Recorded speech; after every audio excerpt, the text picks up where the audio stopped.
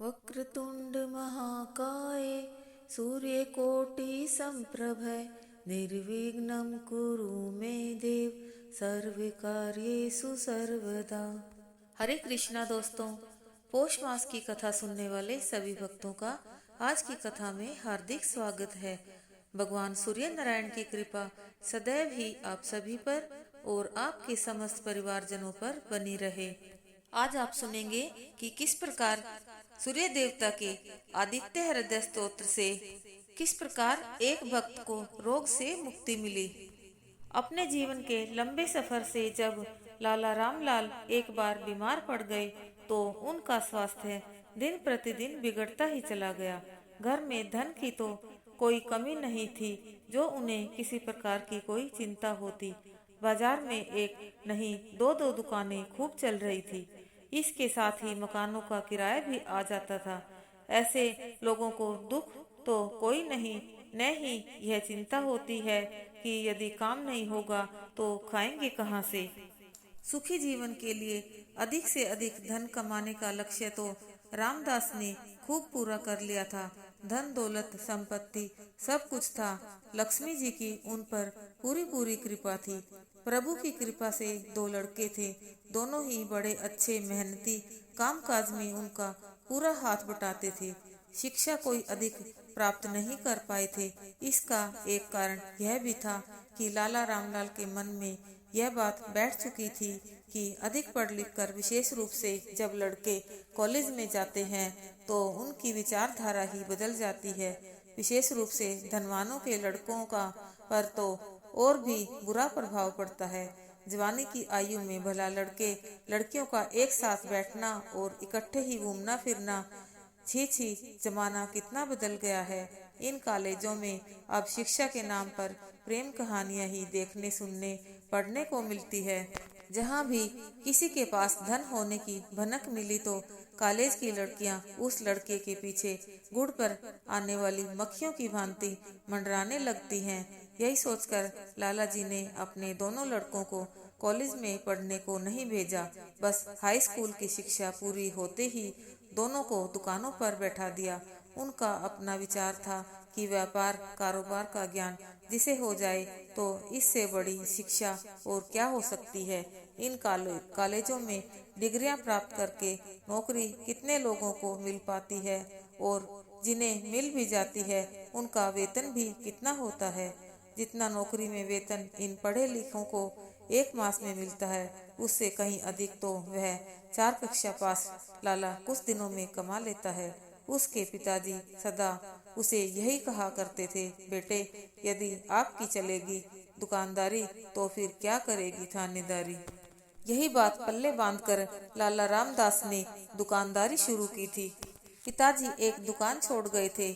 उस जमाने में इतना धन किसी के पास होता ही कहाँ था, न ही लोग धन के पीछे अंधे होकर भागते थे। जितना भी मिल जाता था उसी में गुजारा करते थे, इच्छाओं को बढ़ाते नहीं थे। बस जो मिला उसी में प्रभु का धन्यवाद किया, धर्म के कामों और पूजा पाठ में अपना समय काट देते थे। लाला रामलाल के मन में शुरू से ही यही बात बैठी थी कि उसे तो धन कमाना है। खूब धन कमाया, इतना धन कमाया कि उन्हें यह भी पता नहीं था कि उनके पास धन कितना होगा। पत्नी को तो सोने के आभूषणों से लाद ही चुके थे। आभूषण बनवाने के उन्हें 2 लाभ नजर आते थे। पहला लाभ, औरतों को सबसे अधिक प्रेम इन आभूषणों से होता है, इसलिए वे अपनी पत्नी को प्रसन्न रखने के लिए आभूषण ही बनवाते रहते थे। इसका दूसरा लाभ यह था कि पत्नी की खुशी की आड़ में सोना बन जाता था, जो सबसे बड़ी संपत्ति था, जो धीरे धीरे बढ़ता गया। धन धन धन। लाला रामलाल ने इसके अतिरिक्त और कुछ भी तो नहीं सोचा था। एक बार एक साधु उनके पास आए तो उन्होंने कहा था कि लाला जी, इस धन से भी बड़ा धन एक और भी है। लाला ने पूछा, वह क्या हो सकता है? प्रभु की उपासना, जिससे आपका कल्याण होता है, मन की शांति मिलती है। लाला जी बोले, स्वामी जी, भूखे पेट से तो राम का नाम भी सुख से नहीं निकलता। अरे धन है तो मन भी है। लाला जी, पेट तो प्रभु कीड़े मकोड़े जीव जंतुओं का भी भरते हैं।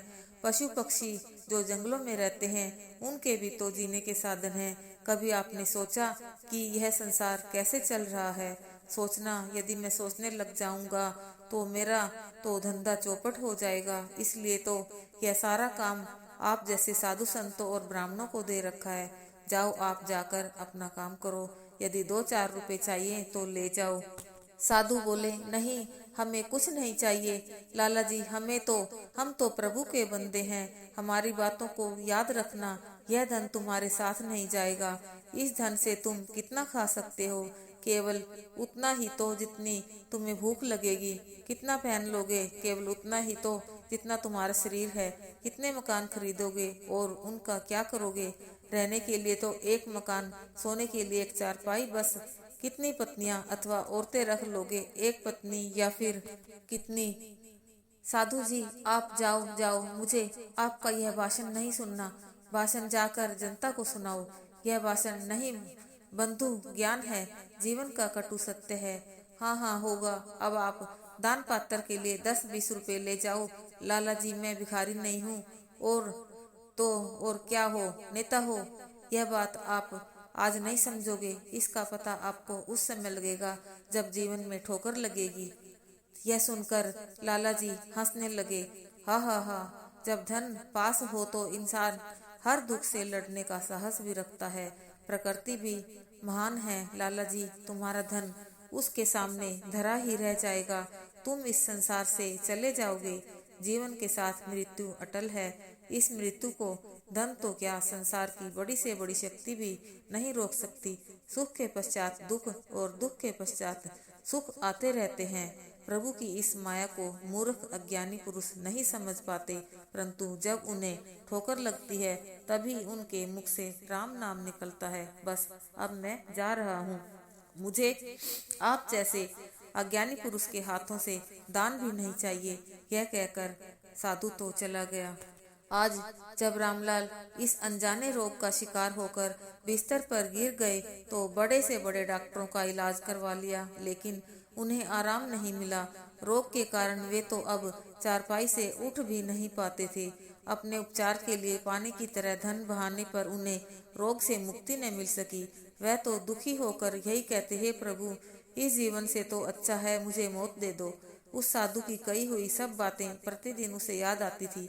धन से तुम जीवन तो नहीं खरीद सकते। धन ही तो सब कुछ नहीं। प्रकृति महान है, प्रभु ही महान है। अपने पति को दुख से तड़पते देखकर सीता देवी बहुत दुखी रहती थी। जब उनका दुख बहुत बढ़ गया तो सीता देवी ने साधु संतों के पास जाकर उनसे अपने पति के रोग के बारे में पूछना शुरू किया।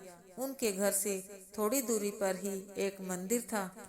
उसके पड़ोस में रहने वाली दुर्गा चाची हर रोज सुबह उस मंदिर में रवि अर्चना के लिए जाती थी। सीता देवी के पति की बीमारी की सुनकर दुर्गा चाची ने उससे एक दिन पूछ ही लिया, बेटी सीता, जब तुम्हारे पति डॉक्टरों से ठीक नहीं हो सके, पानी की भांति तुम धन खर्च कर चुकी हो, तो किसी देवी देवता की पूजा करके ही देख लो। हो सकता है तुम लोगों से अनजाने में कोई भूल चूक हो गई हो। वह बोली, चाची, अब तो आप ही बताओ कि मैं अकेली औरत क्या करूं। बेटी, यदि तुम आदित्य हृदय स्तोत्र का पाठ 40 दिन तक अपने घर पर स्वयं करो या सूर्य मंदिर के पुजारी से करवा लो तो हो सकता है कि भगवान सूर्य की कृपा से तुम्हारे पति का सारा रोग दूर हो जाए। ऐसा मेरे पति के साथ हो चुका है। उन्हें तो डॉक्टरों ने तो जवाब दे दिया था। अंत में मैं सूर्य मंदिर के बाबा जी से जब आदित्य हृदय स्तोत्र का 40 दिन पाठ करवाकर 40 ब्राह्मणों को घर पर भोजन करवा के दक्षिणा के साथ साथ उन्हें एक एक पुस्तक भेंट स्वरूप आदित्य हृदय स्तोत्र की भी दी। बस फिर क्या था, मेरे पति ठीक हो गए। सीता देवी दुर्गा चाची का कहना मानकर सूर्य मंदिर के बाबा जी से आदित्य हृदय स्तोत्र का पाठ अपने घर पर शुरू करवाया। 40 पाठ पूरा होने पर उसने 40 ब्राह्मणों को भोजन खिलाकर उन्हें दान दक्षिणा दे साथ में एक एक प्रति आदित्य हृदय स्तोत्र की भी भेंट में दी। सूर्य भगवान की इस उपासना का ही फल यह था कि उसके पति बिल्कुल ठीक हो गए। जो काम बड़े बड़े डॉक्टरों से नहीं हो सका वह सूर्य उपासना ने कर दिया। उसी दिन से उसके पति अपने घर पर ही प्रभात के समय आदित्य हृदय स्तोत्र का पाठ करने लगे। बोलिए सूर्य भगवान की जय। आइए अब करते हैं सूर्य कवच का पाठ। हे शातुल मुनि, भगवान सूर्य के कल्याणकारी कवच को सुनो। यह शरीर को आरोग्य प्रदान करने वाला और सभी प्रकार के सौभाग्य देने वाला दिव्य कवच है। देदीप्यमान मुकुट, स्फुरित कुंडलों को और हजारों किरणों को धारण करने वाले भगवान सूर्य का ध्यान कर इस स्तोत्र का पाठ करना चाहिए।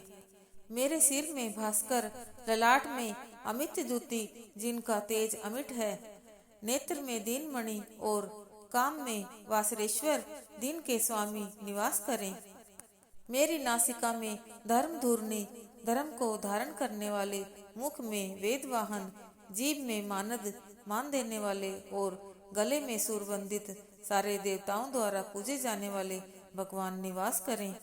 मेरे दोनों कंधों में प्रभाकर, वक्ष में जनप्रिय, दोनों पैरों में द्वादशात्मा और सारे शरीर में सकलेश्वर, सारे प्राणियों के स्वामी निवास करें। भगवान सूर्य के इस रक्षा स्तोत्र को भोजपत्र पर लिखकर जो हाथ में धारण करता है, सारी सिद्धियां उसके वश में हो जाती हैं। जो प्रातःकाल स्नान करके इसका जाप करता है और पवित्र मन से इसे धारण करता है या इसका पाठ करता है, वह सभी रोगों से मुक्त, दीर्घायु, सुखी व पुष्ट होता है। इसके साथ ही कवच पाठ संपूर्ण होता है। अब करते हैं सूर्य चालीसा। श्री गणपति पद कमल में प्रेम सहित धरि ध्यान, सूरज चालीसा कहूँ रवो दया करि आन। जयति सूर्य नारायण स्वामी, करहु कृपा प्रभु अंतर्यामी। अगन कांति धर गगन बिहारी, अनुपम ज्योति कला छवि न्यारी। युग सहस्त्र योजन तनु राजे, माथे कनक मुकुट मणि साजे। कुंडल कलित कपोलन सोहे, सोलखि तेज तेज पति मोहे। श्वेत वर्ण षट दश है नाधे, अरुण सारथी रजु कर साधे। 9 लख योजन रथ चौड़ाई, 136 लक्ष लंबाई। रत्न जड़ित रथ पर प्रभु राजति, लखी गति सहस चंचला लाजति। 9 करोड़ 51 लाखा, परिकरमा रवि की श्रुति भाखा। अगणित दैत्य नित्य संहारहि, जग भक्तन कर कष्ट निवारहि। उदय होत निशि कह तम भाजे, तब सतयुग कर डंका बाजे। कह शिव संशय करे न कोई, सत्य वचन मम मृषा न होई। जग हित लागी प्रेम रस बानी, मुनि अस गोरी हृदय हर्षानी। धन्य धन्य सूरज अघनाशी, दीन दयानिधि मंगल राशि। महा अघिन कह तारण वाले, नारद शाप निवारण वाले। सत्राजित के मान रखैया, मणिते स्वर्ण मेह बरशैया। प्रात रूप धारे चतुरानन, राजे विष्णु रूप मध्यानन। शंभु रूप धरि साय काला, त्रिभुवन माहि करे प्रतिपाला। वर्ष बीच पुनि 12 जामा, धरि भक्तन कर पूजहि कामा। छठ ऋतु दिन तिथि वर्ष महीना, पलक मुहूर्त तुम्हें आधीना। खग मृग जीव जंतु नर नारी, घन गर्जन नभ बरषत बारी। वृक्ष लतादिक प्रभु तव जानत, फूलत फरत झरत पुनि जामत। चंद्रादिक नवग्रह नभ तारे, ये सब तुम रही नाथ संहारे। धन्य सूर्य नारायण स्वामी, दिव्य दृष्टि दे अंतर्यामी। करहु वेगी अब पूर्ण आशा, होई हृदय मन ज्ञान प्रकाशा। जो यह चरित सूर्य को गावे, सब सुख भोग परम पद पावे। नमत राम सुंदर प्रभु दासा, लग प्रयाग आश्रम दुर्वासा। रवि चालीसा प्रेम युत, पाठ करे धरि ध्यान। सुख संपत्ति आयु बढ़े, होई सदा कल्याण। आइए अब करते हैं भगवान सूर्य देव की आरती। जय कश्यप नंदन स्वामी जय अदिति नंदन, त्रिभुवन तिमिर निकंदन भक्त हृदय वंदन। ओम जय कश्यप नंदन। सप्त अश्वरथ राजित एक चक्रधारी, स्वामी एक चक्रधारी। दुखहारी सुखकारी, मानस मलहारी। ओम जय कश्यप नंदन। सुर मुनि भूसुर वंदित, विमल विभवशाली, स्वामी विमल विभवशाली। अग दल दलन दिवाकर, दिव्य किरण माली। ओम जय कश्यप नंदन। सकल सुकर्म प्रसविता, सविता शुभकारी, स्वामी सविता शुभकारी। विश्व विमोचन मोचन, भवभंजन भारी। ओम जय कश्यप नंदन। कमल समूह विकास, नाशक त्रैतापा, स्वामी नाशक त्रैतापा। सेवत सहज हरत, अति मन सिज संतापा। ओम जय कश्यप नंदन। नेत्र व्याधि हर सुरवर, भूपीड़ाहारी, स्वामी भूपीड़ाहारी। दृष्टि विमोचन संतन, परहित व्रतधारी। ओम जय कश्यप नंदन। सूर्य देव करुणा कर, अब करुणा कीजे, स्वामी अब करुणा कीजे। हर अज्ञान मोह कर, तत्व ज्ञान दीजे। ओम जय कश्यप नंदन। ओम जय कश्यप नंदन, स्वामी जय अदिति नंदन।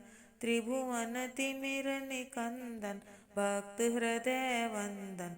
ओम जय कश्यप नंदन। ओम जय कश्यप नंदन। बोलिए सूर्य देव भगवान की जय।